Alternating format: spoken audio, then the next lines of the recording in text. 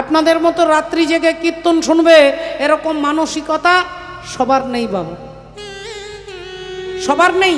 রাধে রাধে।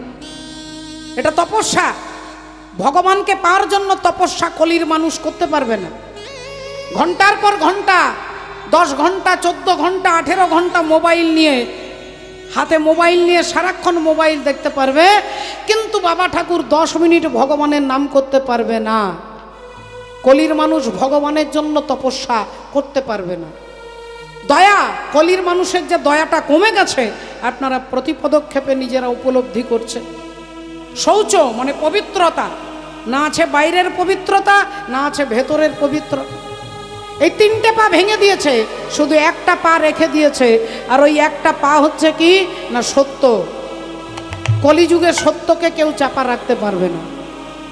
সত্য একদিন না একদিন ধরা পড়বে, যে কোথায় কত টাকা, কোন বিছানার তলায়, কোন বাথরুমে, কোন পাট বাড়িতে টাকা পড়ে আছে, এটা একদিন পাবলিক জানতে পারবে বাবা। সত্যকে কেউ চাপা দিয়ে রাখতে পারবে না, এটা হচ্ছে কলিযুগের ধর্ম।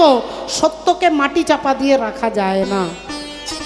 একটা পায়ের ওপরে সত্য দাঁড়িয়ে আছেন ধর্ম, আর পাশে পৃথিবী ধরিত্রী মাতা থরথর করে কাঁপছে। রাজা পরীক্ষিত এবার ওই কালো লোকটার দিকে তাকিয়ে বলে উঠলেন, কে তুই? ওই কালো লোকটা একটু মুচকি হেসে বলে উঠলেন, মহারাজ আমার নাম কলি বলিয়াই আমি দিনু পরিচয়। কলি বলিয়াই আমি দিনু পরিচয়। কলি বলিয়াই আমি দিনু পরিচয়। কলি বলিয়াই আমি দিনু পরিচয়। দাপরের ভাই আমি শুনো মহাশয়। দাপরের ভাই আমি শুনো মহাশয়। দাপরের ভাই আমি শুনো মহাশয়। আমার দাদা হচ্ছে দাপর, আমি হলাম কলি, আমার নাম কলি। যেই বলেছে রাজা পরীক্ষিত বলছে, দেব তোকে বলি। তুই আমার রাজ্যের উপরে দাঁড়িয়ে সনাতন ধর্মে আঘাত করছিস। এই নিরীহ ষাঁড়ের ওপরে ধরিত্রী মাতা রূপী, পৃথিবী রূপী এই গাভী মাতার উপরে তুই আঘাত করছিস, এক্ষুনি তোকে আমি শেষ করে ফেলবো। তলোয়ারটা বার করেছে, আর অমনি কলি বলে উঠলেন, মহারাজ একটু দাঁড়ান, আপনি আমাকে মারলে তো আমি মরে যাব, মরবার আগে আমার একটা ইচ্ছে পূরণ করবেন না? বল বল তোর কি ইচ্ছে বল। বললেন, মহারাজ আমার খুব জানতে ইচ্ছে করছে আপনার বাবা কজন? আপনার বাবা কজন? এ কথা আমাদের কাউকে যদি জিজ্ঞাসা করা আমরা সঙ্গে সঙ্গে রেগে যাব। পরীক্ষিত মহারাজকে বলছে, আপনার বাবা কজন? পরীক্ষিত মহারাজ বলছেন, আমার বাবা 5 জন। কে কে? বলে, প্রথম পিতা যিনি আমাদের জন্ম দিয়েছেন, দ্বিতীয় পিতা যিনি আমাদের দীক্ষা দিয়েছেন, তৃতীয় পিতা হচ্ছে সমাজের ব্রাহ্মণ, চতুর্থ পিতা হচ্ছে রাজা, আর 5 নম্বর পিতা হচ্ছে সনাতন ধর্মে বলদকে বাবা বলেছে আর গাভীকে মা বলেছে। বলদ হচ্ছে পিতার সম্মান, কারণ তারা জমি চাষ করে ফসল উৎপাদন করে, আর সেই ফসল খেয়ে আমরা বেঁচে থাকি, তাই বলদ হচ্ছে বাবা আর গাভী হচ্ছে মা। তাহলে এই 5 জন বাবা শুধু রাজা পরীক্ষিতের নয়, আমাদের সকলের।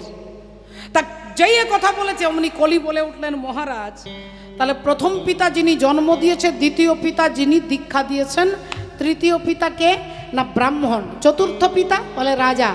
তাহলে রাজা মানে যদি বাবা হয়, তাহলে আপনি দেশের রাজা পরীক্ষিত, আপনি বাবা, আর আমি আপনার প্রজা, ছেলে। তাহলে আপনি বাবা, আমি ছেলে, তাহলে বাবা হয়ে ছেলেকে খুন করতে আসছেন, এটা কোথাকার ধর্ম? পরীক্ষিত মহারাজ বললেন, তুই দুষ্টু, অত্যাচারী, পাপাচারী, তাই তোকে শাস্তি দেব। বললেন, মহারাজ ছেলে যদি খারাপ হয়, দুষ্টু হয়, বাবা কি ছেলেকে খুন করে? আমি নোংরা, আমি দুষ্টু, আমি বাজে, কিন্তু আপনি কি তা বলে আমাকে খুন করবেন? এটা তো ধর্ম নয়। তার থেকে এক কাজ করুন মহারাজ, ছেলে বাজে হলে বাবা ছেলেকে দূরে একটু জায়গা দিয়ে বলে, তুই ওখানে ঘর করে থাক, তোর সঙ্গে আমাদের মনের মিল হচ্ছে না। তাই আপনিও এক কাজ করুন, আপনিও আমাকে কিছু জায়গা দেন, আমি সেই জায়গায় থাকবো। অসম্ভব, তোকে যেখানেই থাকতে দেবো সেখানেই কাটাকাটি, খুনোখুনি, লাঠালাঠি হবে। বললেন, মহারাজ আমাকে ভালো জায়গা দেবেন কেন?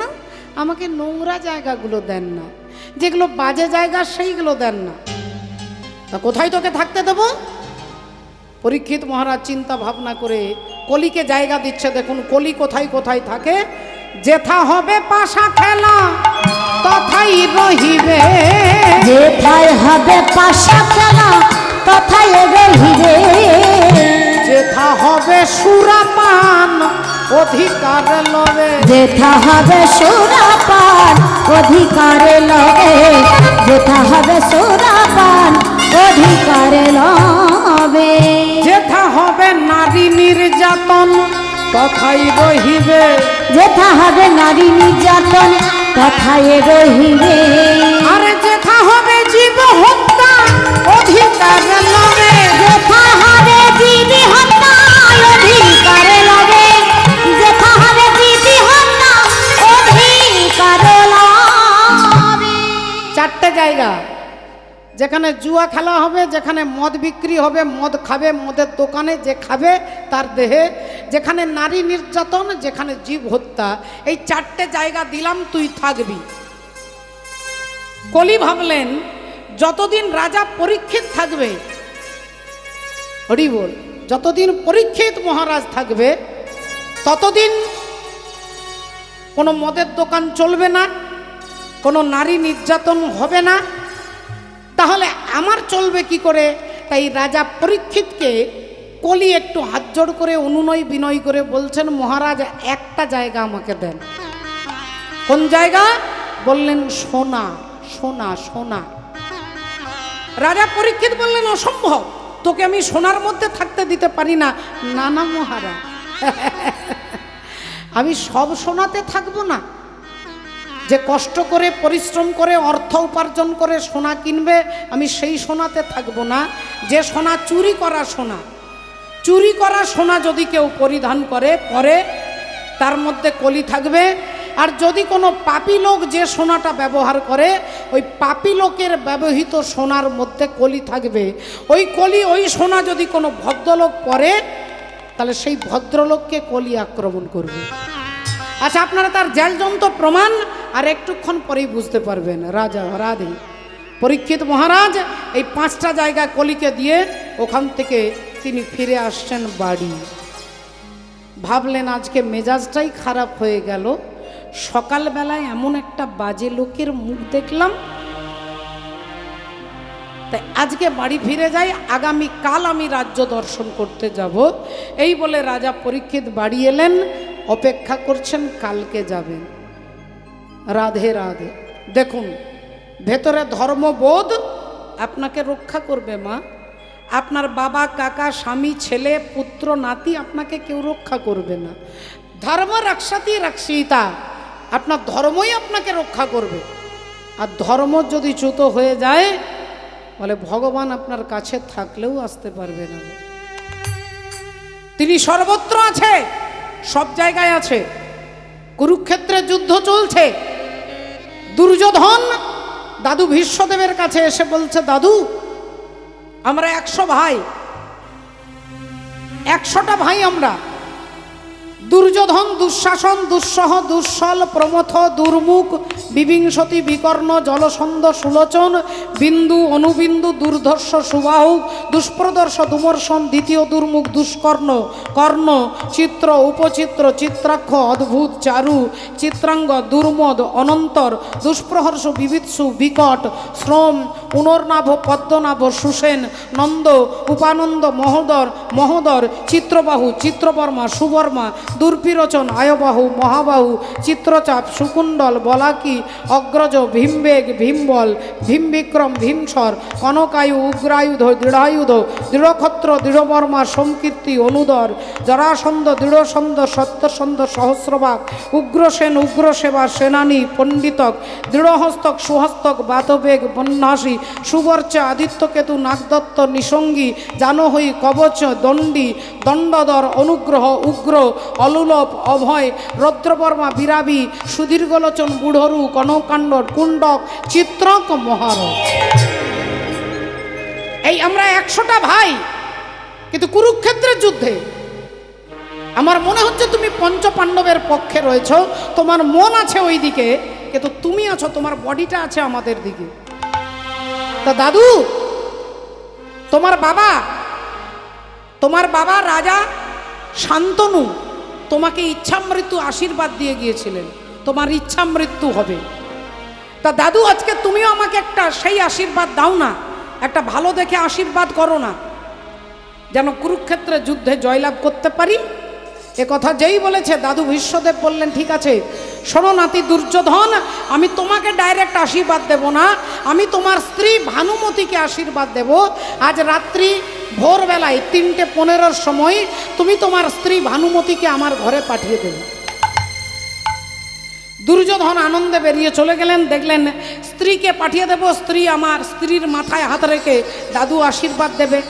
এই আনন্দে তিনি এসে ভানুমতিকে বলছে, শোনো ভানুমতি, আজ ভোর 3:15 সময় তুমি রেডি হয়ে থাকবে, তোমাকে দাদুর ঘরে নিয়ে যাব। আর এদিকে রাত্রিবেলায় পঞ্চপাণ্ডব সেবা করতে বসেছেন, দ্রৌপদী খেতে দিচ্ছেন। এমন সময় যুধিষ্ঠির মহারাজ ভাই সহদেবকে বলছেন, ভাই দেখতো, তুই তো বিরাট বড় জ্যোতিষ, তা দেখতো গণনা করে আগামী কালকের যুদ্ধের ফলাফলটা কি হবে। অমনি সহদেব কি করছেন, জ্যোতিষ গণনা করে উত্তর দিচ্ছেন, আগামী কালকের যুদ্ধে আমরা পঞ্চপাণ্ডব 5 ভাই মারা যাব। আমরা আগামী কালকে মারা যাব, এটাই হচ্ছে গণনা, নির্ভুল উত্তর। কালকে আমাদের মৃত্যু নিশ্চিত। দ্রৌপদী খেতে দিচ্ছিলেন, হাতা খুন্তি সব ফেলে দিয়ে কানতে কানতে ছুটতে ছুটতে যাচ্ছে গোবিন্দের কাছে। ওরে কৃষ্ণ রে, ওরে কৃষ্ণ রে, না না এ হতে পারে না। কৃষ্ণ কৃষ্ণ, ওরে কৃষ্ণ হে। কি ব্যাপার, কি হয়েছে কৃষ্ণ?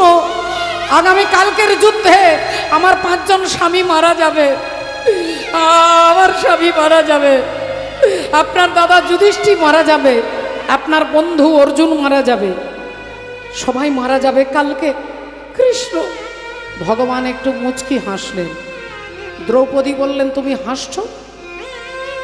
কালকে তোমার পিসির ছেলেরা সবাই মারা যাবে আর তুমি হাসছো? কালকে তোমার বন্ধু সখা অর্জুন মারা যাবে, তুমি হাসছো? কালকে তোমার দাদা যুধিষ্ঠির মারা যাবে, তুমি হাসছো? কালকে ধর্মের পরাজয় হবে, তুমি হাসছো? কালকে সত্য মাটির তলায় চাপা পড়বে, তুমি হাসছো? ভগবান বললেন, জন্ম যার হয়েছে মৃত্যু তার হবে। যার জন্ম হয়েছে তার মৃত্যু হবে, এটাই তো সত্য। তা তোমার স্বামী পঞ্চপাণ্ডব কালকে না মরলেও 100 বছর পরে তো মরবে, তাহলে মৃত্যু তো সত্য। ভগবান যেই হাসছে, দ্রৌপদী বললেন, চোখের জল মুছে বলছে, আমি বুঝতে পেরেছি তুমি নিষ্ঠুর, তোমার হৃদয় পাথর হয়ে গেছে, পাষাণ। চরণে আছাড় খেয়ে দ্রৌপদী কাঁদছেন, ভগবান পিঠে হাত বুলিয়ে বলছেন, ওঠো দ্রৌপদী ওঠো, তুমি কি চাও বলো? বলে, কালকে জানো আমি বিধবা না হই, তার ব্যবস্থা তোমাকে করতে হবে। আগামী কাল যেন আমি বিধবা না হই, তার ব্যবস্থা করতে হবে। ভগবান বললেন, দ্রৌপদী আমি তোমাকে কথা দিচ্ছি, আগামী কাল তুমি বিধবা হবে না, আগামী কাল তুমি বিধবা হবে না। দ্রৌপদী চোখের জল মুছে নিয়ে হাসছেন, আর যেই হাসছেন ভগবান বললেন, কালকে তুমি বিধবা হবে না, এক কাজ করো, তুমি আজকে রাত্রেই সুইসাইড করো, তুমি আত্মহত্যা করো। আজকে আত্মহত্যা করলে কালকে আর তোমাকে বিধবা হতে হবে না। দ্রৌপদীর ভেতরে খুব কথাটা লেগেছে, বললেন, তাহলে আমি আজকে মরবো, তোমার সামনেই মরবো। চিতা তৈরি হলো, চিতার মধ্যে আগুন জ্বলছে, দ্রৌপদী ঝাঁপ দিতে যাচ্ছে, ভগবান নিজের উত্তরীয়টা তার হাতে ধরিয়ে বলছে, মরবে তো ভালো কথা, মরতে তো সবাইকে হবে, তুমি আমার উত্তরীয়টা ধরো, ধরে আগুনটাকে 7 বার পরিক্রমণ করো, পরিক্রমণ করার পরে যে আগুনে ঝাঁপ দিয়ে দেবে। দ্রৌপদী ভগবানের উত্তরীয় ধরে ঘুরছে, ভগবান পেছনে পেছনে যাচ্ছে, আর ঘুরে 2 বার 4 বার 5 বার 6 বার হয়েছে, এবার ভগবান দাঁড়িয়ে গেছে, দ্রৌপদী ঘুরে ভগবানের পেছনে দাঁড়িয়ে গেছে। আর ভগবান তখন যাচ্ছেন সোজা হাঁটতে হাঁটতে দাদু ভীষ্মদেবের ঘর। অন্ধকার, নিস্তব্ধ, নিঝুম রাত্রি, ভোর 3টে বাজে। আর এদিকে দুর্যোধন তার স্ত্রীকে সমস্ত কিছু রেডি হয়ে গেছে, বেরোবে। আর এদিকে ভগবান দ্রৌপদীকে বলছে তুমি দাদু ভীষ্মদেবের ঘরে যাও, গিয়ে দেখবে তোমার দাদু অন্ধকার ঘরে চোখ বন্ধ করে বসে আছেন ধ্যানের মধ্যে। তুমি চুপি চুপি তার পা ছুঁয়ে প্রণাম করবে, কিন্তু খবরদার কোনো কথা বলবে না।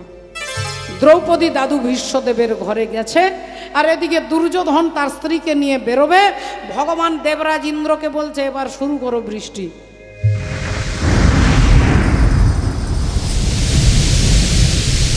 বৃষ্টি শুরু করো, ঝমঝম করে বৃষ্টি পড়ছে, মুষলধারে ঝড় বৃষ্টি হচ্ছে। দুর্যোধন তার স্ত্রীকে বলে দিলেন এক কাজ করো, একটু দাঁড়িয়ে যাও, এখন যেতে হবে না, 1 ঘন্টা পরে যাবে, বৃষ্টি থেমে গেলে যাবে। দাদু আশীর্বাদ করবে তো, 1 ঘন্টা পরে যাবে। দুর্যোধন সময়ের গুরুত্বটা বুঝলো না। সময়ের গুরুত্ব যিনি না বোঝে, একদিন সময় তাকে গুরুত্ব দেয় না। বল হরি বল। একদিন সময় তাকে গুরুত্ব দেবে না। রাধে রাধে, হরি বল। তাই দুর্যোধন এদিকে দাঁড়িয়ে গেল, আর দ্রৌপদী দাদু ভীষ্মদেবের ঘরে গিয়ে পা ছুঁয়ে প্রণাম করেছে। দাদু ভাবছে তাহলে দুর্যোধনের স্ত্রী এসেছে। দুর্যোধনের স্ত্রী মনে করে দ্রৌপদীর মাথায় হাত রেখে আশীর্বাদ করে বলছে অখণ্ড সৌভাগ্যবতী ভব। অখণ্ড সৌভাগ্যবতী ভব মানে তোমার সিথির সিঁদুর অক্ষয় অমর হবে। তার মানে তুমি বিধবা হবে না, তোমার সিথির সিঁদুর অক্ষয় অমর হবে। দ্রৌপদী একজন আগুন থেকে উৎপন্না, তিনি জানে সিঁদুরের গুরুত্ব কি। আপনারা মায়েরা হরি বল, এখনো পর্যন্ত একটু টাউনের দিকে এগিয়ে যাবেন। মায়েদের বিয়ে হলে সিঁদুর পরে না মা, যদি সিঁদুর পরে মা বাঁকুড়া রোড ছেড়ে দিয়ে মা বর্ধমান রোডে সিঁদুর পরে। তাই দাদু ভীষ্মদেবের আশীর্বাদ দেখে দ্রৌপদী বলে উঠলেন দাদু গো তবে যেন তাই হয়। আর যেই বলেছে তাই হয়, ভীষ্মদেব তাকিয়ে বলছে দ্রৌপদী তুমি এসেছো কেন?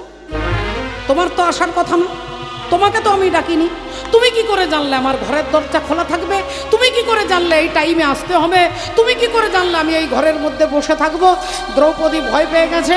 ও দাদু আমি কিছু জানি না, আমি কিছু জানি না, আমি কিছু জানি না, আমি কিছু জানি না, আমি কিছু জানি না, ওই আমি কিছু জানি না। দাদু আমি কিছু জানি না।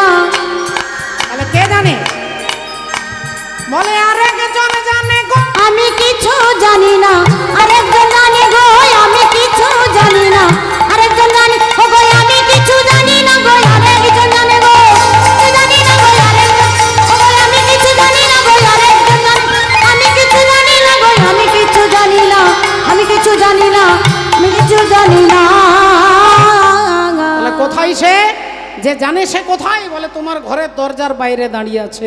ভীষ্মদেব পাগলের মতো ছুটছে, আর ছুটতে ছুটতে এসে দরজার কাছে দাঁড়িয়ে দেখলেন যোগী যারে যোগে পায় না, ঋষি যারে ধ্যানে পায় না, অনন্ত কোটি জীব যাকে পাওয়ার জন্য সাধনা করে, সেই পরব্রহ্ম হরি দাঁড়িয়ে আছেন।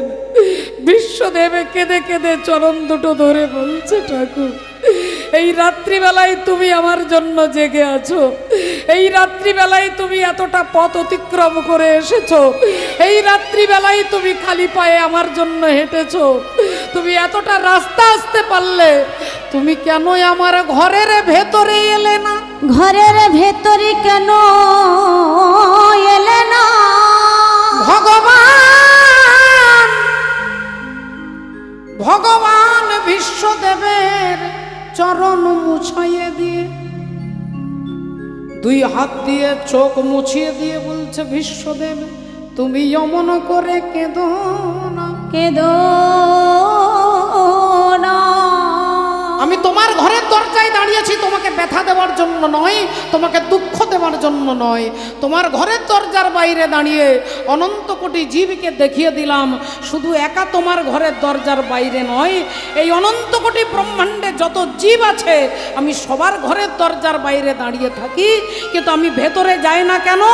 আমাকে ডাকার মতো কেউ ডাকে না, আমাকে ডাকার মতো কেউ ডাকে না, আমায় ডাকার মতো কেউ ডাকে, আমাকে ডাকার মতো কেউ ডাকে না।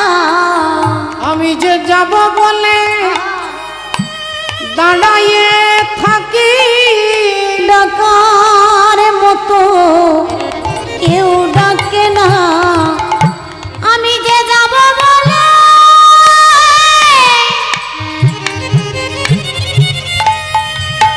আমি দাঁড়াইয়ে থাকি, আমায় ডাকার মতো কেউ ডাকে না। আমি যাব বলে দাঁড়াইয়ে থাকি, আমায় ডাকার মতো কেউ ডাকে না, আমি যে যাব বলে দাঁড়ায়ে থাকি, আমায় ডাকার মতো কেউ ডাকে না, যাব বলে দাঁড়ায়ে থাকি, তাহার মতো কেউ ডাকে না, যাব বলে দাঁড়ায়ে থাকি, ডাকার মতো কেউ ডাকে না, যাব বলে দাঁড়ায়ে থাকি, ডাকার মতো কেউ ডাকে না। তাহলে তিনি অনন্ত কোটি ব্রহ্মাণ্ডের প্রতিটি ঘরের দরজার বাইরে দাঁড়িয়ে থাকেন। তিনি কার ঘরের ভেতরে যাই বলে, যিনি ভগবানকে ডাকতে পারে। তাহলে আজকে সেই মহারাজ পরীক্ষিত সকাল সকাল স্নান করে তিলকান্নিক সেবা করে তিনি যেই বেরিয়ে যাচ্ছেন, অমনি ঘরে দরজার কোণে একটা লোহার সিন্ধুক দেখতে পেলেন। আর সিন্ধুকটা দেখে পরীক্ষিত মহারাজের মনে হলো, আচ্ছা এই সিন্ধুকের ভেতরে কি আছে একটু দেখি তো। যেই সিন্ধুকের দরজাটা খুলেছে, অমনি দেখলেন ভেতরে একটা সোনার মুকুট, অপূর্ব সুন্দর ডিজাইনের একটা মুকুট, তাতে হিরে মণি মাণিক্য দিয়ে বসানো ডিজাইনের অপূর্ব সুন্দর মুকুটটা দেখে বাঁ হাত দিয়ে মুকুটটা তুলে নিলেন, আর ডান হাতে একটা কাপড় দিয়ে মুছে নিলেন। আর যেই মুছে দিয়েছে, ধুলোবালি পরিষ্কার হয়ে গেছে, চকচক চকচক করছে। রাজা পরীক্ষিতের খুব ভালো লেগেছে। তিনি নিজের মাথার মুকুটটাকে খুলে আর ওই মুকুটটা মাথায় দিয়ে ঘোড়ার পিঠে চেপে রাজ্য দর্শন করতে যাচ্ছে। ঘোড়ার পিঠে চেপে রাজ্য দর্শন করতে যাচ্ছে ভক্তিমতী মায়ের। এখন তিনি ঘোড়ার পিঠে চেপে রাজ্য দর্শন করতে যাচ্ছেন। ঘোড়া টকবক টকবক করে ছুটছে। এক রাধা এক মীরা दोनों ने शाम को चाहा, अंतर क्या दोनों की चाह में बोलो, एक प्रेम दीवानी एक दरस दीवानी, एक प्रेम दीवानी एक दरस दीवानी।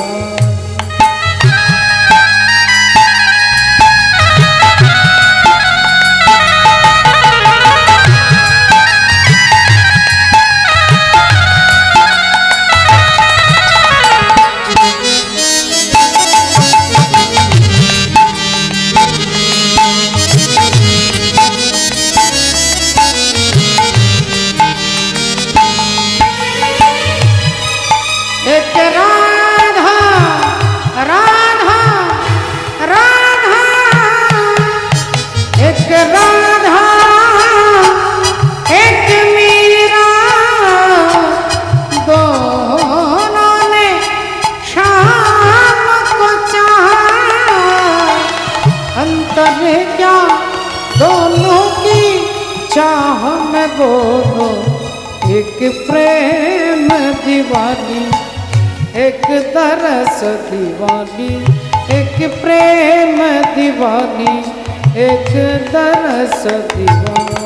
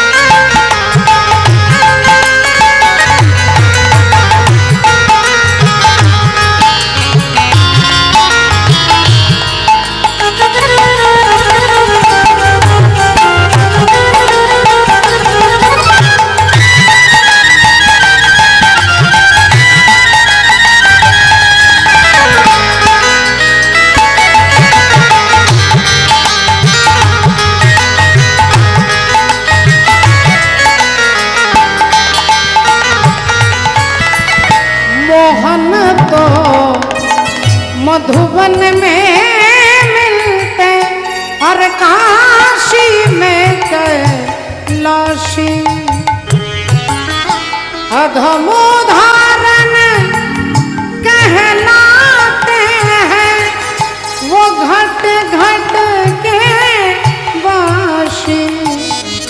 एक पहने हैं पीताम्बर, एक ओढ़े हैं बागाम्बर। अंतर क्या दोनों की कृत में बोलो, एक सूरत लुभानी एक मूरत लुभानी, एक सूरत लुभानी एक मूरत लुभानी। एक राधा एक मीरा दोनों ने शाम को चाहा। अंतर क्या दोनों की चाह में बोलो, एक प्रेम दीवानी एक दरस दीवानी, एक प्रेम दीवानी एक दरस दीवानी, एक प्रेम दीवानी एक दरस दीवानी। পরীক্ষিত মহারাজ যাচ্ছেন সোনার মুকুট মাথায় দিয়ে, কিছু দূর যেতে যেতে না যেতেই তিনি নিজেই চিৎকার করছে, জল। কে আছো? একটু জল দাও, একটু জল। কে আছো? শুনছো? আমার জিহ্বা আড়ষ্ট হয়ে যাচ্ছে, আমার গলা শুকিয়ে যাচ্ছে, আমি অন্ধকার দেখতে পাচ্ছি। কে আছো? একটু জল দাও, জল জল জল বলে রাজা পরীক্ষিত চিৎকার করছে, কিন্তু ওখানে একটা পিঁপড়ে পর্যন্ত নেই মাগো। রাজা ভাবলেন তাহলে আমার মৃত্যু নিশ্চিত, আমি মারা যাব, পিপাসায় মারা যাব। হঠাৎ দেখলেন দূরে একটা জঙ্গল, ভাবলেন ওই জঙ্গলে তো অনেক মুনি ঋষি আছে, তাদের কাছে গেলে জল পাওয়া যেতে পারে। তাই জঙ্গলের ভেতরে প্রবেশ করলেন, দেখলেন এক গাছের তলায় ঋষি বসে চোখ বন্ধ করে তিনি ধ্যানের মধ্যে আছেন। রাজা তার কাছে গিয়েই প্রথমেই চিৎকার করে বলে উঠলেন, এই যে শুনছেন একটু জল দেন তো। হরি ওম হরি ওম হরি ওম। এই যে শুনছেন, আপনার কাছে জল চাইছি, একটু দেন না। হরি আর কি মুশকিল, ইনি মনে হয় আমার গলার আওয়াজটা শুনতে পাচ্ছেন না, একটু জোরে বলতে হবে। এই যে শুনছেন, আপনাকে বলছি একটু জল দেন না। আমি রাজা পরীক্ষিত, হস্তিনাপুরের নতুন রাজা। আমার দাদু অর্জুন, আমি অর্জুনের নাতি। শুনছেন? কিন্তু তিনি তোমার ধ্যানের মধ্যে আছেন, তিনি সত্যি শুনতে পাচ্ছেন না। রাজা ভাবলেন তাহলে ইনি সাধু নন, ইনি ভণ্ড সাধু। ভণ্ড সাধু, দেখুন সাধুকে ভণ্ড মনে করলেন, যিনি আসল সাধু তাকে ভণ্ড মনে করছেন, আর তার জীবনের দুর্গতিটা দেখুন। রাজা পরীক্ষিত ভণ্ড মনে করে ভাবলেন তাহলে কি করা যায়, একে শাস্তি দিতে হবে। আমি এত বড় রাজা পরীক্ষিত জল চাইছি, জল দিচ্ছে না। চারিদিকে তাকিয়ে দেখলেন একটা সাপ মরে পড়ে আছে, আর ওই মরা সাপটাকে ধেনুকের ছিলা দিয়ে তুলেছে, আর তুলেই রাধে রাধে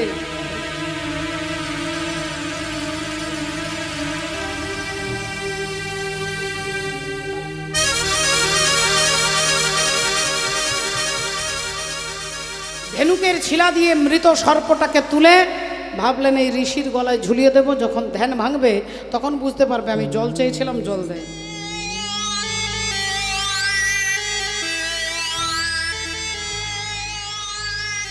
এখন মৃত সর্পটা ঝুলিয়ে দিয়ে রাজা পরীক্ষিত চলে গেলেন ওখান থেকে।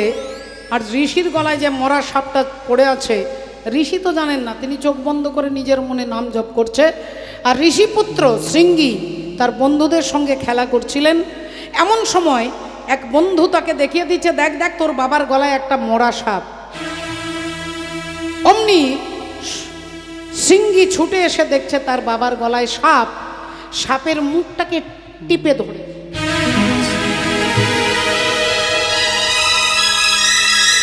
আর যেই মৃত সাপটাকে টিপে ধরেছে অমনি দেখছে, আরে এ তো সাপটা মারা গেছে। মরা সাপ তো আমার বাবার কোনো ক্ষতি করতে পারবে না। সাপটাকে দূরে ফেলে দিয়ে সামনেই কৌশিকী গঙ্গা, গঙ্গার জলটা নিয়ে হাতটা ধোবেন। গঙ্গার জলটা হাতে করে তুলেছে, হঠাৎ তার মনে হলো যে সাপটা যদি মারা গেল তাহলে আমার বাবার গলায় এলো কি করে?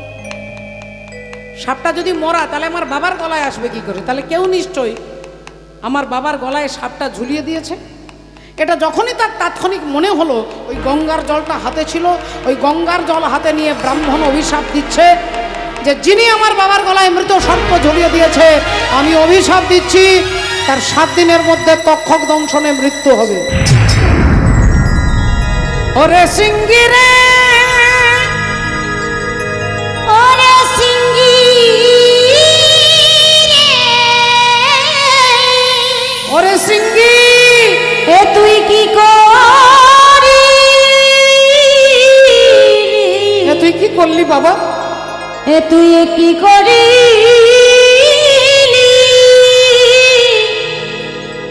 এতক্ষণ পরে এতক্ষণ পরে শ্রমিক ঋষির ধ্যান ভঙ্গ হয়েছে, তিনি ছুটে এসেছে, ছেলের মুখে হাত চাপা দিচ্ছে। ছেলে অভিশাপ দিয়ে ফেলেছে যে যিনি আমার বাবার গলায় মৃত সর্প ঝুলিয়ে দিয়েছে, তিনি রাজা হোক প্রজা হোক, তিনি ধনী হোক দরিদ্র হোক, তিনি বীর হোক দুর্বল হোক, তার 7 দিনের মধ্যে মৃত্যু হবে। বাবা বলে উঠলেন, ওরে মূর্খ বালক, যে রাজা পরীক্ষিত আমাদের জন্য বস্ত্র দান করে, অন্ন দান করে, কাষ্ঠ দান করে, গৃহ নির্মাণ করেছে, রাস্তাঘাট তৈরি করে দিয়েছে, পুকুর খনন করে দিয়েছে, সুরক্ষা দান করে, সেই রাজা পরীক্ষিত আমার কাছে জল চাইতে এসেছিলেন। আমি ধ্যানে বসেছিলাম, শুনতে পাইনি, তাই তিনি আমার গলায় মৃত সর্প ঝুলিয়ে দিয়েছে। তাই রাজা যদি একটু অপরাধ করেছে তার জন্য তুই তাকে অভিশাপ দিলি, তার মৃত্যু হবে। যা যা রাজার কাছে গিয়ে তোর অভিশাপ ফিরিয়ে তুই রাজার কাছে ক্ষমা চেয়ে আয়। ছেলে বললেন, বাবা আমি এটাও প্রতিজ্ঞা করেছি আমি তার মুখ দেখব না। আর তুমি বলছো অভিশাপ ফিরিয়ে নেওয়া? বাবা অভিশাপ একবার মুখ থেকে বেরিয়ে গেলে তাকে আর ফিরিয়ে নেওয়া যায় না বাবা। তাহলে যা যা রাজাকে জানিয়ে দে, অন্তত তিনি জানুক যে তার 7 দিনের মধ্যে মৃত্যু হবে। বাবা আমি তো যেতে পারবো না, আপনি আপনার শিষ্য গৌর মুখকে পাঠিয়ে দেন। শিষ্যকে পাঠাচ্ছেন রাজাকে জানানোর জন্য। রাজা তো জানে না, কিন্তু আপনারা যারা এতক্ষণ বসে কীর্তন শুনছেন একটু ভেবে বলুন বাবা, 1 গ্লাস জলের জন্য রাজা পরীক্ষিত ঋষির গলায় মৃত সর্প ঝুলিয়ে দেবে, এতটা অধার্মিক এতটা উদ্ধত রাজা পরীক্ষিত নন।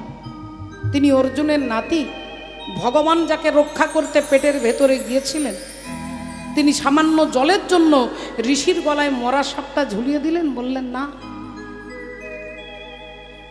তাহলে কেন তার রাগ হলো, কেন তার ক্রোধ হলো ঋষির ওপরে? একটু মনে করে দেখুন, কলিকে 5 নম্বর জায়গাটা দিয়েছিল পাপ সোনা। আর পাপী লোক যে সোনাটা ব্যবহার করে, সেই সোনাটা যদি কোনো ভদ্রলোক পরে, ওই ভদ্রলোককে কলি আক্রমণ করবে। তার জলজান্ত প্রমাণ হচ্ছে রাজা পরীক্ষিত আজকে যে মাথায় মুকুটটা দিয়েছে, ওই মুকুটটা হচ্ছে পাপী রাজা জরাসন্ধের মাথার মুকুট। জরাসন্ধের মাথার মুকুট। পাপী রাজা হচ্ছে জরাসন্ধ। তিনি যখন হেরে গেলেন তখন মুকুটটা ভগবান কৃষ্ণকে দিলেন, ভগবান সেই মুকুটটা ভীমকে দিলেন, আর ভীম সেই মুকুটটা ওই সিন্ধুকে রেখে দিলেন। আর আজকে রাজা পরীক্ষিত ভুল করে ওই সিন্ধুক থেকে মুকুটটা তুলে তিনি যেই জরাসন্ধের মুকুট মাথায় দিল, কলি অমনি রাজা পরীক্ষিতের মাথায় চেপে গেল। পরীক্ষিতের মাথায় চেপে গেল।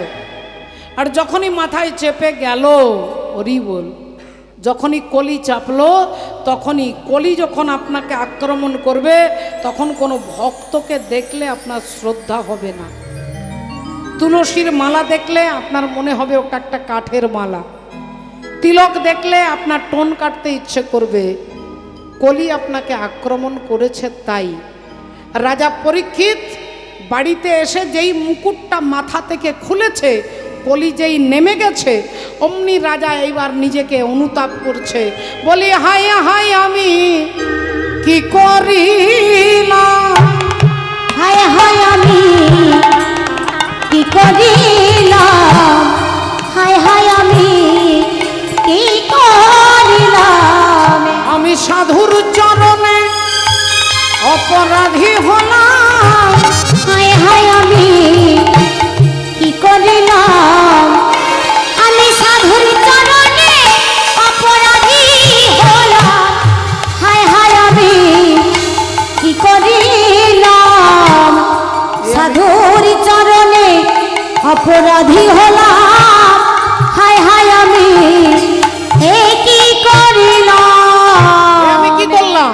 এক গ্লাস জলের জন্য ঋষির গলায় মরা সাপ ঝুলিয়ে দিলাম, নিজেকে ধিক্কার জানাচ্ছে।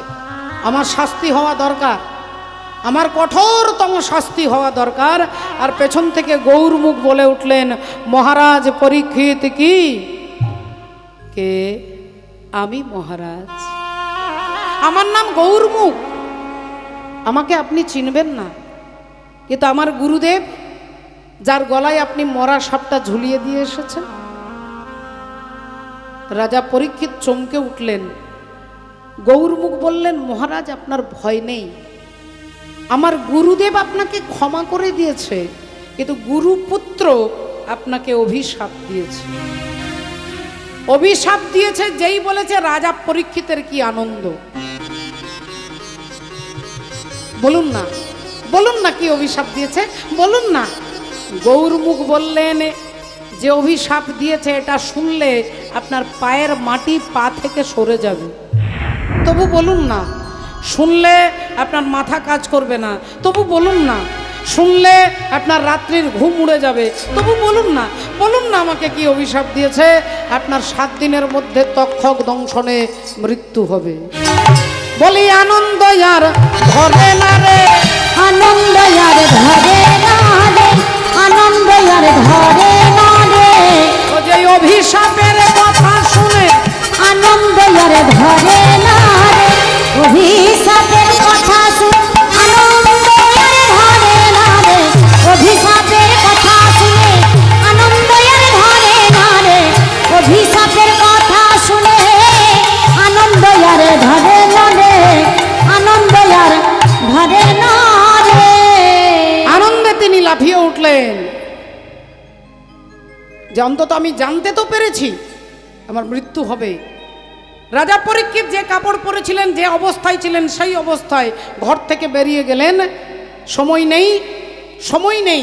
যাকে দেখতে পাচ্ছে তাকেই জিজ্ঞাসা করছে, আমি 7 দিনের মধ্যে মারা যাব, আমার কি কর্তব্য? কেউ বলছে আপনি যজ্ঞ করুন, কেউ বলছে তপস্যা করুন, কেউ বলছে ধ্যান করুন, কেউ বলছে পুজো করুন। রাজা পরীক্ষিত ছুটতে ছুটতে দেখা হয়ে গেল কার সঙ্গে? না দেবর্ষি নারদের সঙ্গে। তাকে জিজ্ঞাসা করতেই তিনি বললেন, যজ্ঞ করবার আপনার সময় নেই, যজ্ঞের আয়োজন করতেই 15 দিন লেগে যাবে, আপনার 7 দিন মাত্র হাতে সময়। ধ্যান করতে গেলে, আপনার মনটাকেই কন্ট্রোল করতে গেলে কত বছর সময় লেগে যাবে, ধ্যান করারও সময় নেই। আপনি চলে যান হরিদ্বার ব্রহ্মকুণ্ডে, সুখদেব গোস্বামীর শ্রীবদনে ভাগবত আস্বাদন করবেন, যান। রাজা পরীক্ষিত দেবর্ষি নারদকে প্রণাম করে ছুটতে ছুটতে যাচ্ছেন আজকে শুকতলি, যেখানে রাজা পরীক্ষিত সুখদেব গোস্বামীর কাছে ভাগবত তত্ত্ব শুনছেন। সাপের ছোবলের মৃত্যু হবে, যেখানে সাপের বেশি ভয়, চারিদিকে জঙ্গল, গাছপালা, ঝোপঝাড়, পাশেই গঙ্গা। তিনি না দিলেন কোনো বেড়া, না নিজেকে প্রোটেকশন করবার জন্য কোনো 2টো লোক রাখলেন, না কোনো কর্মচারী রাখলেন। সহজ বিশ্বাস। এই বিশ্বাস আর ভরসা যদি ভগবানের চরণে আপনার না থাকে, ভগবান ততক্ষণ আপনাকে সুরক্ষা দিতে পারবে না। বাবা, আপনি ডিপেন্ড করছেন আমার স্বামী আছে, ছেলে আছে, আমার বাবা আছে, আপনি নির্ভর অন্যের উপরে করছেন। আর যতক্ষণ পর্যন্ত ভগবানের উপরে আপনার ভরসা সম্পূর্ণ না হবে, ততক্ষণ ভগবত আপনাকে চমৎকারিতা কৃপা দেখাতে পারবে না। বাবা, রাজা পরীক্ষিত সাপের ছোবলে, সাপের যার ভয়, সেইখানটাতেই বসলেন। সেখানে কোনো বেড়া দেওয়া নেই যে আমাকে সাপ এসে ছোবল মারবে, সাপ যাতে না ছোবল মারে তার জন্য তিনি লোহা দিয়ে চাতির দিক মুড়ে দিয়েছে না, তিনি বসেছেন একবার নির্বিকার চিত্তে, অবিচল চিত্তে তিনি বসেছেন। সুখদেব গোস্বামীর মুখ থেকে ভগবত তত্ত্ব কথা শুনবেন, যে তত্ত্ব স্বর্গমর্ত পাতালে একমাত্র শিব ঠাকুর ছাড়া এ তত্ত্ব কেউ জানে না। বল, শিব ঠাকুর ছাড়া এ তত্ত্ব কেউ জানে না। তাহলে শিব যদি তত্ত্ব না বলে তাহলে জীব জানতে পারবে না। তাহলে শিবের মুখ থেকে তত্ত্ব বার করতে হবে, কিন্তু বাবা ভোলেনাথের মুখ থেকে তত্ত্ব বার করা এত সোজা নয়। দেবর্ষি নারদকে দেবতারা ধরেছে। নারদ মুনি দেখলেন যে মামার মুখ থেকে তত্ত্ব বার করতে গেলে মামার মামির মধ্যে ঝগড়া লাগাতে হয়। একদিন দেবর্ষি নারদ, এদিকে বাবা ভোলেনাথ শ্মশানে বসে সাধনায় বসেছেন, আর এদিকে নারদ মুনি এসে মামাকে চিৎকার করে ডাকছে, ও মামা, মামা গো। হ্যাঁ, ও মামিমা তুমি? মামা কোথায় গো? মামা কোথায়? মামা শ্মশানে। ও মামিমা, তাহলে তোমরা ভালো আছো তো? তাহলে ঠিক আছে, এখন আমি চললাম। হ্যাঁ, না না না না না না, বসবো না, না মিষ্টি খাবো না। আরে বাবা, তুমি বুঝতে চাইছো না মামিমা, আমি কোনো ফ্যামিলি বাড়িতে যাই না। না না, ফ্যামিলির মধ্যে ভালোবাসা, ফ্যামিলির মধ্যে বিশ্বাস, ফ্যামিলির মধ্যে কোনো সরলতা বলে কিছু নেই। এখন ফ্যামিলি বাড়ি যাওয়াটা বন্ধ করে দিয়েছি। না না না, আরে সবার বাড়িতে হিংসা আছে, বিদ্বেষ আছে। মা দুর্গা দেবী বলে উঠলেন, তুই চলে আয় বাবা, চলে। আমার ফ্যামিলিতে কোনো হিংসা বিদ্বেষ নেই। আচ্ছা, তোকে তার প্রমাণ দেখাচ্ছি। আমার দুই ছেলের নাম বল। কার্তিক আর গণেশ। কার্তিকের বাহনকে? ময়ূর। আর গণেশের বাহন? ইঁদুর। তাহলে ইঁদুর আর ময়ূর এই জড়জগতে তারা শত্রুর সম্পর্ক, কিন্তু আমার ফ্যামিলিতে দেখ দুজন পাশাপাশি বসে আছে, তাহলে হিংসে নেই। আচ্ছা, তোর তাও যদি বিশ্বাস না হয়, তুই বল আমার বাহনকে? সিংহ। আর আমার স্বামীর বাহন? ষাঁড়। তাহলে দেখ, সিংহ আর ষাঁড় একসঙ্গে পাশাপাশি বসে আছে। তাহলে আমার ফ্যামিলিতে কোনো রকম বিদ্বেষ নেই, হিংসা নেই। নারদ মুনি তখনই এইবার দেখুন বললেন, মামিমা ঠিকই বলেছ, আমি তো অবাক হয়ে গেছি মামিমা। আচ্ছা মামিমা, মামাকে একটু আগে দেখে এলাম শ্মশানে 108টা নারীর মুন্ড মাঝখানে রেখে কি করে গো? 108টা নারীর মাথা যেই বলেছে উনি মা দুর্গা বলে উঠলেন, খবরদার আমার স্বামী সম্পর্কে একটা বাজে কথা বলবি না। অমনি দেবর্ষি নারদ বললেন, মামিমা আমি জানি তুমি বিশ্বাস করবে না, তা মামা যদি আসে মামাকে জিজ্ঞাসা করো, আমি যদি মিথ্যে কথা বলছি শুধু আমার নামটা বলে দিও না, নইলে পেছনে ষাঁড় ছেড়ে দেবে। আর এই ঝগড়া লাগিয়ে দিয়ে নারদ মুনি বেরিয়ে গেছে। এদিকে আধ ঘন্টা পরে বাবা ভোলেনাথ শ্মশান থেকে আসছে। তিনি মনের আনন্দে আসছেন, রাধে রাধে। এসেই দরজাটা ঠকঠক করছে, দরজা ঠকঠক করছে। আর যেই দরজা ঠকঠক করছে, মা দুর্গাকে ডাকছে, বলি ও দুর্গে। মা দুর্গা মুখটা কিরকম করছে আমার দিকে না দেখলে বুঝতে পারবেন না। বলি ও কার্তিকের মা। আধ ঘন্টা পরে দরজাটা খুলে উল্টো দিকে তাকিয়ে আছে। বাবা ভোলেনাথ কি করে বুঝবে? কাঁধে হাত দিয়েছে মাগো। আর যেই কাঁধে হাত দিয়েছে মনে হচ্ছে 440 ভোল্টেজের কারেন্টে হাত দিয়ে দিয়েছে।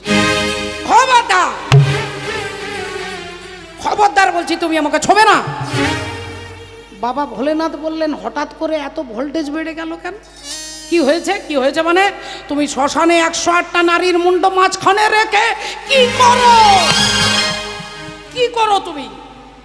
বাবা ভোলেনাথ বললেন, বুঝতে পেরে গেছি, আমার ঘরেও মিডিয়া এসেছিল। এ পুরো মিডিয়ার কেস, এ নারদের কেস। তা নারদ বলেছে, কে বলেছে তোমার জানার দরকার নেই, তুমি 108টা নারীর মুন্ড মাঝখানে রেখে কি করো? ভোলেনাথ বললেন, ওই 108টা মাথা ওগুলো অন্য কোনো নারীর নয়, সবগুলো তোমার মাথা। আমাকে পাওয়ার জন্য তুমি 108 বার দেহত্যাগ করেছিলে, সেই মাথাগুলোকে আমি মাঝখানে রেখে আজও পর্যন্ত ভজন সাধন করি। মা দুর্গা জিভ বার করে বলে উঠলো, দেখেছো স্বামী, হতচ্ছাড়া নারদের জন্য তোমার আমার ডিভোর্স হচ্ছিল। তা বলি, হ্যাঁ গো স্বামী, আমি এতবার মরলাম, তুমি একবারও মরলে না কেন? তুমি এমন কি অমৃত খেয়েছো যে তুমি অমরনাথ হয়ে বসে আছো? বাবা ভোলেনাথ বললেন অন্য কিছু খাইনি, রাধা গোবিন্দের প্রেমের তত্ত্ব যে জানে তার কখনো লয় হয় না। যেই বলেছে উনি মা দুর্গা বললেন তাহলে সেই তত্ত্ব আমাকে বলতে হবে। পেঁচে পড়ে গেছে, এবার বলতে হবে, বলে দিয়েছে।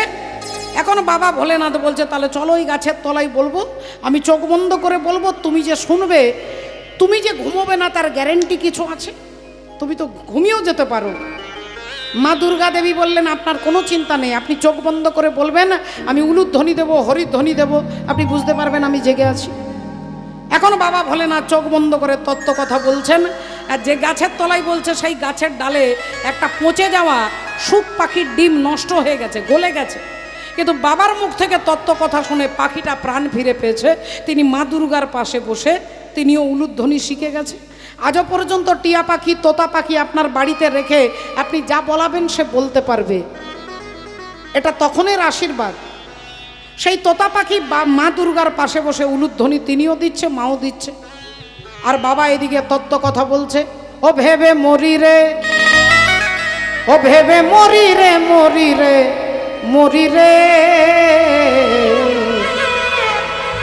তিন গর্ভে, তিন গর্ভে, তিন গর্ভে আছে এক ছেলে। ও ভেবে মরি রে, ও ভেবে মরি রে, মরি রে, মরি রে,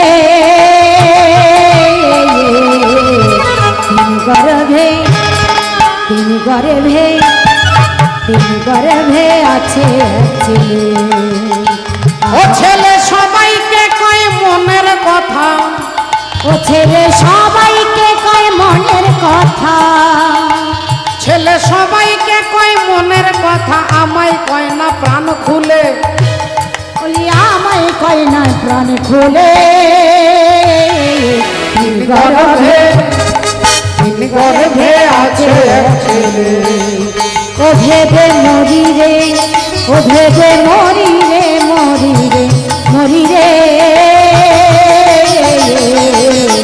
তিন গর্ভে আছে এক ছেলে, তিন গর্ভে আছে এক ছেলে। ও স্বামী, মাথা গন্ডগোল হয়ে গেছে। তিন গর্ভে আছে এক ছেলে, তিনটে মায়ের পেটে একটা ছেলে। আপনি উল্টোটা বলছেন।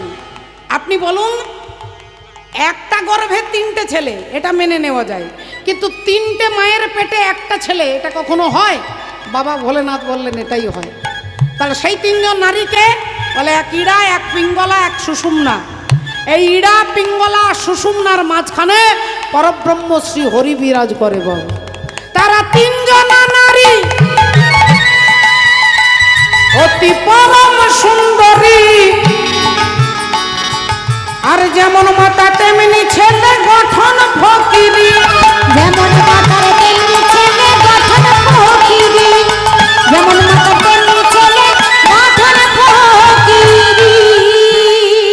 ও হলো বিনা বাপে ছেলের জনম, হলো বিনা বাপের ছেলের জনম, ও হলো বিনা বাপে ছেলের জনম, বিনা বীজ বিনা ফুলে, ও হায় রে বিনা বীজ বিনা ফুলে, তিন গর্ভে, তিন গর্ভে আছে এক ছেলে। ও ভেবে মরি রে, ও ভেবে মরি রে, মরি রে, মরি রে, তিন গর্ভে আছে এক ছেলে, তিন গর্ভে আছে এক ছেলে, তিন গর্ভে আছে এক ছেলে। এদিকে মা ঘুমিয়ে গেছে, মায়ের ঘুম ধরে গেছে, তোতা পাখি উলুধ্বনি দিচ্ছে। বাবা ভোলেনাথ ভাবছে মা দুর্গা জেগে আছে, তিনি তত্ত্ব কথা বলছেন। সকালবেলায় যখন তিনি বাবা ভোলেনাথ তাকিয়ে দেখছে দুর্গা ঘুমোচ্ছে, বলে তাহলে উলুধ্বনিটা দিল কে সারা রাত? চোখ বন্ধ করে ধ্যানের মধ্যে দেখছে একটা সামান্য পাখি আমার তত্ত্ব কথা শুনেছে, রেগে গিয়ে বাবা ভোলেনাথ ত্রিশূলটা ছুড়ে দিয়েছে। আর যেই ত্রিশূল ছুড়ে দিয়েছে, পাখি উড়তে উড়তে পালাচ্ছে ভয়ে, উড়তে উড়তে যাচ্ছে, পেছনে আছে শিবের ত্রিশূল। পাখি কি করেছে দেখছেন, ব্যাসদেবের স্ত্রী মা বিটিকা দেবী স্নান করে আসছে, মায়ের চরণে গিয়ে আছাড় খেয়ে পড়েছে, মা আমাকে বাঁচান, আমার পেছনে শিবের ত্রিশূল, মা আমাকে বাঁচান, মা আমাকে বাঁচান। মা কি করবে, অগত্যা তাড়াতাড়ি করে হাঁ করেছে, আর মুখের মধ্যে পাখিটা ঢুকে পেটের মধ্যে চলে গেছে, সোজা মুখ দিয়ে প্রবেশ করে গর্ভে চলে গেছে। ত্রিশূল এসে দাঁড়িয়ে গেছে, আর তো মারতে পারবে না, কারণ শিব ঠাকুর তো কোনো নারী বধ করবে না। বাবা ভোলেনাথের ত্রিশূল ফিরে চলে গেলেন বাবার হাতে, আর পাখিটা ঢুকেছিলেন, যখন ঢুকলো তখন সুখ পাখি 12 বছর পরে যখন বেরিয়ে এলেন তখন নাম হলো সুখদেব গোস্বামী। সুখদেব গোস্বামী, আর সেই সুখদেব গোস্বামী প্রভু তিনি আজকে ভারতবর্ষের শ্রেষ্ঠ রাজা মহারাজ পরীক্ষিতকে তত্ত্ব কথা 7 দিন শোনাবেন। 7 দিনের মধ্যে তার মৃত্যু হবে। বলে শুধু রাজা পরীক্ষিতের নয়, অনন্ত কোটি ব্রহ্মাণ্ডে যত জীব আছে, আমার মতো সামান্য জীব থেকে রাষ্ট্রপতি পর্যন্ত, আর পিঁপড়ে থেকে হাতি পর্যন্ত, আমাদের সবার মৃত্যু পরীক্ষিত মহারাজের মতো 7 দিনের মধ্যেই হবে। হয় আমার মৃত্যু রবিবারে হবে, নইলে সোমবারে, নইলে মঙ্গল, নইলে বুধ, নইলে বৃহস্পতি, নইলে শুক্র, আর নইলে শনি। এই 7 দিনের মধ্যেই আমাদের মৃত্যু হবে। 8 দিন কারণ নয়, 7 দিনের মধ্যে আমাদের সকলের মৃত্যু হবে। তাহলে রাজা পরীক্ষিত ভাগবত শুনছেন, এটাই হচ্ছে কলির জীবের কর্তব্য, এটাই হচ্ছে ধর্ম, ভগবানের কথা শোনা। পরীক্ষিত মহারাজ 7 দিন ভাগবত শোনার পরে তাকে জিজ্ঞাসা করা হলো, তুমি কি চাও? রাজা বলছেন, আমি চাই আমার আজকেই মৃত্যু হোক। বললেন, তুমি মৃত্যু ভয়ে এসেছিলে আমার কাছে, আর এখন তুমি বলছো আমার মৃত্যু হোক? বলে, আমি যখন এসেছিলাম তখন ভয়ে এসেছিলাম, এখন আমি ভয়টাকে জয় করতে পেরে গেছি। নাচে জন্ম নাচে মৃত্যু, পাছে পাছে তাতা থই থই, তাতা থই থই, তাতা থই থই, মম চিত্তে নিতে নিতে এ যে নাচে, তাতা থই থই, তাতা থই থই, তাতা থই থই, তারি সঙ্গে কৃমি দঙ্গে সদা বাজে, তাতা থই থই, তাতা থই থই, তাতা থই থই, মম চিত্তে নিতে নিতে এ যে নাচে, তাতা থই থই, তাতা থই থই, তাতা থই থই। নাচে জন্ম নাচে মৃত্যু, মৃত্যু তার কাছে আনন্দ, যিনি মৃত্যুকে চিনেছেন। আমরা মৃত্যুকে চিনি না বলে মৃত্যু ভয়ে থরথর করে কাঁপি, আর যিনি মৃত্যুকে চিনতে পেরেছেন তার কাছে চণ্ডীদাস ঠাকুর বলছেন, মরণ রে তুহু মম শ্যাম সমান, মরণ রে তুহু মম শ্যাম সমান। বিশ্বকবি বলছেন, নাচে জন্ম নাচে মৃত্যু, তাতা থই থই, তাতা থই থই। তার কাছেই মৃত্যু আনন্দদায়ক, যিনি মৃত্যুকে চিনেছেন। রাজা পরীক্ষিত বলছেন, আমার মৃত্যু হোক, কিন্তু মহারাজ তোমার মৃত্যু হলে এই ভক্তরা প্রশ্ন করবে যে 7 দিন ভাগবত শুনলো, তার ফলটা কি? তোমার যদি মৃত্যু হয় তাহলে ভাগবত শোনার ফল ইজ ইকুয়াল টু 0 হয়ে যাবে। আর বললেন, আমার মৃত্যু যদি না হয় তাহলে ব্রাহ্মণের বাক্যটা মিথ্যে হয়ে যাবে। তাহলে ব্রাহ্মণের বাক্য মিথ্যে। এক ভাগবত হয় ভাগবত শাস্ত্র, আর দ্বিতীয় ভাগবত হয় ভক্তি রসপাত্র। তাহলে উপায় কি হবে? সবাই চিন্তায় পড়ে গেলেন। এই তখন সুখদেব গোস্বামী উত্তর দিচ্ছেন যে, তুমি হরিনাম করতে করতে তোমার আত্মা চলে যাবে বৈকুণ্ঠে, এটা হচ্ছে ভাগবত শোনার ফল। আর তোমার মরা দেহটাকে তক্ষক স্পর্শ করবে, এটা হচ্ছে ব্রাহ্মণের বাক্যের মর্যাদা। এই বলে তিনি চলে গেলেন। পরীক্ষিতের মা উত্তরা দেবী একটা ফল হাতে দিয়ে বলছে, বাবা তুই 7 দিন কিছু খাসনি, আজকে এটা খেয়ে ব্রত ভঙ্গ কর বাবা। আর ফলটা হাতে নিয়ে যেই দুভাগ করেছে, ফলের মধ্যে ছোট্ট একটা পোকা। পরীক্ষিত মহারাজ বুঝতে পেরে গেছে এটা পোকা নয়, এই হচ্ছে তক্ষক। এসো এসো আমাকে দংশন করো।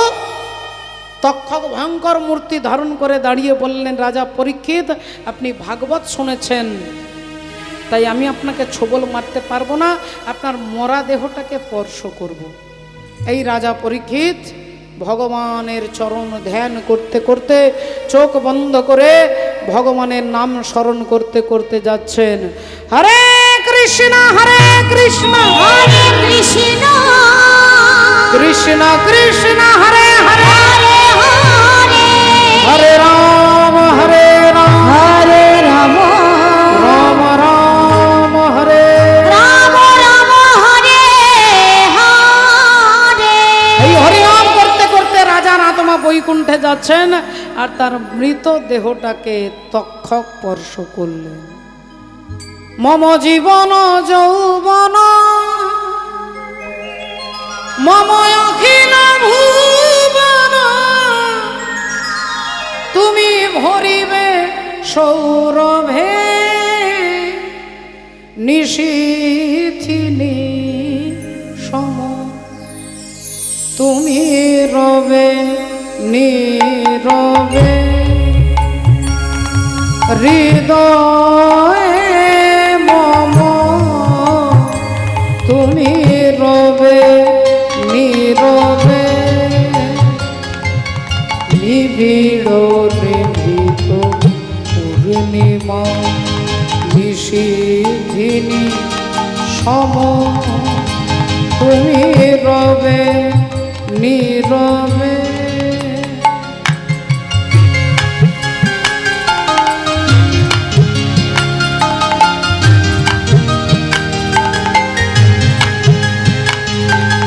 জাগিবে কাকি তব করুণ আখি তব অঞ্চল ছায়া মোরে রহিবে ঢাকি মম দুঃখ বেদনা মম সফল সপনা তুমি ভরিবে গৌরবে নিশীথিনী সম তুমি রবে নীরবে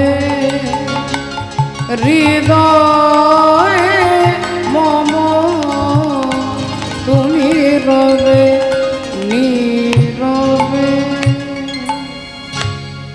নিবিড় নিভৃত পূর্ণিমা। মহারাজ পরীক্ষিত বৈকুণ্ঠে তিনি ভগবানকে দর্শন করছেন। আজকে আমরা ভক্ত ভগবানের মিলনে একবার হাত তুলে সবাই মিলে বলবো হরে কৃষ্ণ হরে কৃষ্ণ হরে কৃষ্ণ হরে কৃষ্ণ কৃষ্ণ কৃষ্ণ কৃষ্ণ কৃষ্ণ হরে হরে হরে হরে রাম হরে রাম হরে রাম হরে রাম রাম রাম রাম হরে হরে হরে হরে। ওগো ভক্ত আর ভগবানের মিলন হইল ভক্ত আর ভগবানের মিলন